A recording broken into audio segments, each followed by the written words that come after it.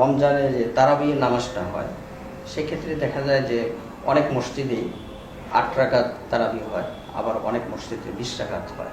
আসলে তারাবির মূল বিধানটা কি? এখানে আসলে ব্যাপারটি হলো, তারাবি হলো একটি ইবাদত। ইবাদতে তেমন যুক্তি চলে না। ইবাদতের ব্যাপারে দেখতে হবে কোরআন সুন্নাহ কি বলে। তো তারাবির ব্যাপারে যদি আমরা কোরআন শরীফ দেখি, কোরআনে এই ব্যাপারে কিছু নেই। হাদিসে কি আছে এটা আমরা হাদিস যতটুকু ঘাটাঘাটি করেছি আমরা দেখেছি যে রাসূল করিম সাল্লাল্লাহু আলাইহি সাল্লাম ২০ রাকাত পড়েছেন। আমি একটু উদ্দীপকের হাদিসগুলো বলছি। হযরতে ওমর থেকে বাকি ৩ খলিফার আদেশ ২০ রাকাত পড়ার জন্য। সাহাবায়ে কেরামের ঐক্যমত ২০ রাকাতের উপরে, উম্মতের ঐক্যমত ২০ রাকাতের উপরে, ইমামদের ঐক্যমত ২০ রাকাতের উপরে। মক্কা এবং মদিনা শরীফের শুরু লগ্ন থেকে আজ পর্যন্ত ২০ রাকাত হয়ে আসছে। এমনকি ইমাম বুখারী রাহিমাহুল্লাহ নিজেও ২০ রাকাত পড়তেন। এই দলিলগুলোকে সামনে রাখলে আমরা দেখি তারাবি আসলে ২০ রাকাত ৮ রাকাত নয়। যেমন আমার হাতে এই কিতাব, এটার নাম হলো আল মুসান্নাফ। ইনি ইমাম বুখারী রহমতুল্লাহ আলাইহির উস্তাদ ইমাম আবু বকর ইবনে আবি শায়বা। এনার সংকলিত হাদিসের কিতাবটি ২৫ খণ্ডে। এই কিতাবে পরিষ্কার হাদিস উল্লেখ করতেছেন রাসূলুল্লাহ সাল্লাল্লাহু আলাইহি ওয়াসাল্লাম রমজানে ২০ রাকাত তারাবি পড়তেন এবং বিতির পড়তেন। এগুলো মুসান্নাফে ইবনে আবি শায়বার হাদিস। খণ্ড হইল ৫ নম্বর, পৃষ্ঠ হলো ২২৫, হাদিস নম্বর ৭৭৭৪। ২ নম্বর,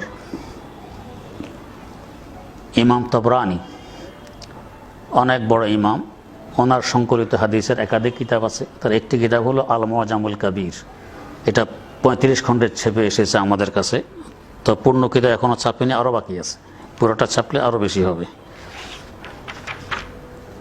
এই কিতাবে হাদিস বর্ণনা করতেছেন হাদ্দাসানা মুহাম্মদ ইবনে জাফর আন-রাজিয়্যু ক্বালা আলী ইবনে জাদিন ক্বালা হাদ্দাসানা আবু শায়বাতা ইব্রাহিম ইবনে উসমান আনিল হাকাম আন মাকসামিন আন ইবনে আব্বাস রাদিয়াল্লাহু তাআলা আনহুমা ওয়া আনহুম ক্বাল কানা নবিয়্যু সাল্লাল্লাহু আলাইহি ওয়াসাল্লাম ইউসাল্লি ফি রমাদান 20 রাকাতান ওয়াল বিতরা।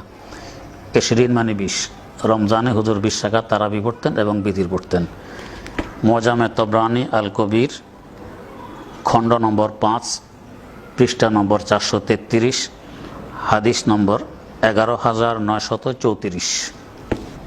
৩ নম্বর, কিতাবের নাম আস-সুনানুল কুবরা। এই কিতাবে উল্লেখ আছে হুজুর রমজানের মধ্যে জামাত ছাড়া ২০ রাকাত পড়তেন, তারাবি এবং বিতির পড়তেন। এই হাদিসটি বর্ণনার পরে ইমাম বাইহাকি বলেন তাফরাদা বিহি আবু শায়বা ইব্রাহিম ইবনে ওসমান আল আবাসি আল কুফি ওয়া হুয়া দঈফ। এই হাদিসের মধ্যে ওসমান ইবনে আবি শায়বা যাকে বললাম ওনার দাদা হলেন দুর্বল বর্ণনাকারী। এই কারণে হাদিসটি দুর্বল। ইমাম বাইহাকি বলছেন, বাকি দুজনে বলেননি। এখন বাস্তবে দুর্বল কিনা এটা আমাদের দেখার বিষয় হলো, নাতি বর্ণনা করতেছেন দাদা থেকে হাদিস। দাদা দুর্বল কি সবল ভালো বুঝবে কে? নাতি বুঝবে না অন্যরা বুঝবে? নাতি বুঝবে, যেহেতু সেই ঘরে সে পালিত। তো নাতি বর্ণনা করতেছেন, অন্যরা বলে দুর্বল, নাতি তো দুর্বল বলেননি। আলা উস-সুনান এই কিতাবটা, এটা ২২ খণ্ডের কিতাব হাদিসের। এই কিতাবের মধ্যে লম্বা চড়া আলোচনা করে প্রমাণ করছেন যে না, উনি হলেন হাসানুল হাদিস, মানে তার বর্ণিত হাদিসগুলোকে বলা হয় হাসান। হাসান মানে হাদিসে সহিহ ধরেন ১০০, হাসান হলো ৯৯, একটু কম। হাদিসে সহিহ যেরকম দলিলযোগ্য, হাদিসে হাসানও দলিলযোগ্য, তাই হাদিসটি হাসান। এবং তার একটা বড় দলিল হলো, আমাদের দেশে যারা তারাবি ৮ রাকাত পড়েন তারা তাদেরকে পরিচয় দেন আহলে হাদিস বলে। তো ওনারা বলেন যে হাদিসটি জাল। তো জরিফে বলেন না, অথচ জাল কোনো মুহাদ্দিস বলেননি, দুর্বল বলছেন। যেমন ইমাম বাইহাকির উদ্ধৃতি দিয়ে বললাম, জাল কেউ বলেনি, ওনারা বলেন জাল। এনার কারণেই, ইবনে আবি শায়বার দাদার কারণে এটাকে জাল বলে। এখানে আমাদের প্রশ্ন, আহলে হাদিস ভাইয়েরা জানাজার নামাজে সূরা ফাতিহা পড়াকে ফরজ বলেন। জানাজার নামাজে সূরা ফাতিহার কথা তিরমিজি শরীফে আছে, হুবহু এই সূত্র। তার মধ্যে এই বর্ণনাকারী আছেন আবু বকর ইবনে আবি শায়বার যে দাদা, এর দাদা বর্ণনাকারী ওই সূত্রে আছেন।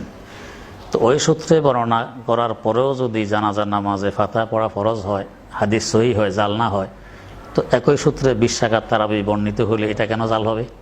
খোলাফায়ে রাশিদিনের মধ্যে হযরত ওমর রাদিয়াল্লাহু তাআলা আনহু, উবাই ইবনে কাব এবং তামিম দারি তাদেরকে আদেশ করেছেন যে তোমরা 20 রাকাত নামাজ জমাতে পড়াও। এখানে এখন বোঝার বিষয়, রাসূলুল্লাহ সাল্লাল্লাহু আলাইহি ওয়াসাল্লাম যদি 20 রাকাত না পড়তেন, তো একজন খলিফাতুল মুসলিমিনের পক্ষে রাসূল যে কাজটি করেননি সে কাজটি আদেশ দিয়ে করাইবেন, এটা কি ধারণা করা যায়? কখনো নয়। এবং তিনি তারাবি 20 রাকাত পড়ানোর জমাতে পড়ানোর জন্য আদেশ করেছেন 14 হিজরিতে। 14 হিজরিতে হাজার হাজার সাহাবা একরাম জিন্দা ছিলেন। এত সাহাবা একরাম থাকতে একজন সাহাবিও কোনোদিন প্রতিবাদ জানালেন না যে রাসূল 20 রাকাত পড়েননি, আপনি কেন 20 রাকাতের জন্য জমাতে পড়তে বলতেছেন? ইতহাফুস সাদাতিল মুত্তাকিন 10 খণ্ডের একটি কিতাব আছে। এই কিতাবের মধ্যে ইমাম আজম আবু হানিফা রহমতুল্লাহ আলাইহি বলেন যে হযরত ওমর যে জমাতে 20 রাকাত পড়ানোর কথা বলতেছেন, ওনার কাছে তার ভিত্তি ছিল যে রাসূলুল্লাহ সাল্লাল্লাহু আলাইহি ওয়াসাল্লাম 20 রাকাতই পড়তেন। ভিত্তি না থাকলে নিজের পক্ষ থেকে ইবাদতের মধ্যে বৃদ্ধি করা এটা আদৌ সম্ভব হইতো না। 2 নম্বর, ওসমান গনি রাদিয়াল্লাহু তাআলা আনহুর জামানায়ও 20 রাকাত, আলী মুর্তাজা রাদিয়াল্লাহু তাআলা আনহুর জামানায়ও 20 রাকাত উনিও হুকুম দিয়ে পড়াতেন 20 রাকাত জমাতে পড়ুন। এরপরে সাহাবায়ে কেরামের ঐক্যমত, কোনো একজন সাহাবী দ্বিমত পোষণ করেছেন এমন কোনো প্রমাণ কোথাও কেউ দেখাতে পারবে না। হ্যাঁ, এখন 8 রাকাতের ব্যাপারে আহলে হাদিস ভাইয়েরা হযরত আয়েশা সিদ্দিকা রাদিয়াল্লাহু তাআলা আনহা থেকে একটি হাদিস ওনারা বর্ণনা করেন। হাদিসটি বুখারী শরীফে আছে। যেমন হাদিসটি হইল,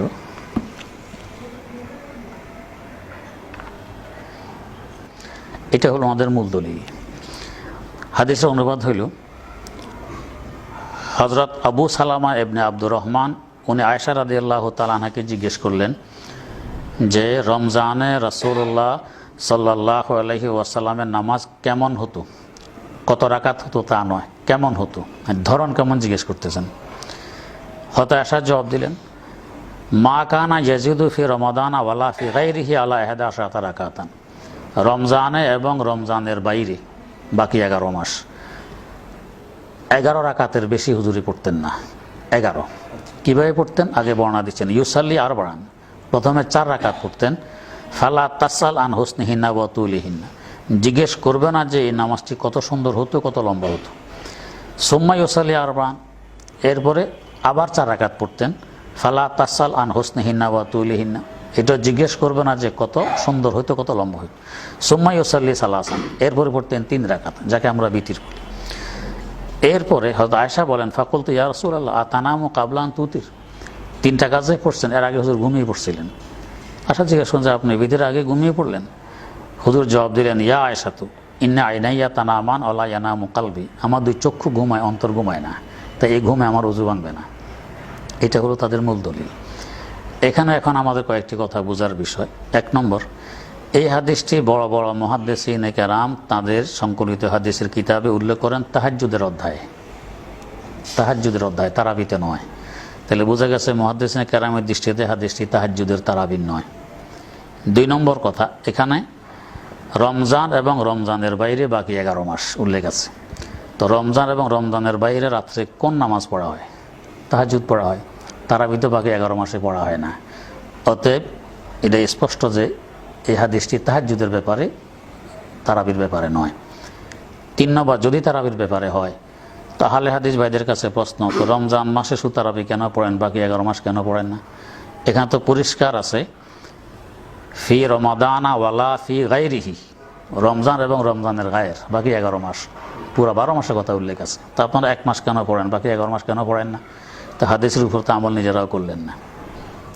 4 নম্বর কথা, হযরত আবু সালামা যে জিজ্ঞেস করতেন আয়েশাকে হুজুর নামাজ কেমন হইতো, যদি তারাবি সম্পর্কে প্রশ্নটি হতো, তারাবি হুজুর মসজিদে পড়েছেন সাহাবায়ে কেরামের সামনে, তারাবি পড়লেন মসজিদে মানুষের সামনে, সাহাবায়ে কেরামের সামনে, জিজ্ঞেস করছেন ঘরে মহিলার কাছে, আয়েশার কাছে, তো বোঝা গেছে তারাবি সম্পর্কে না, ঘরে যে নামাজ পড়া হয় ওইটা সম্পর্কে।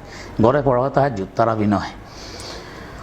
5 নম্বর কথা, এই হাদিসের মধ্যে মাত্র 11 রাকাত, 3 রাকাত বিতির, 8 রাকাত তারাবি।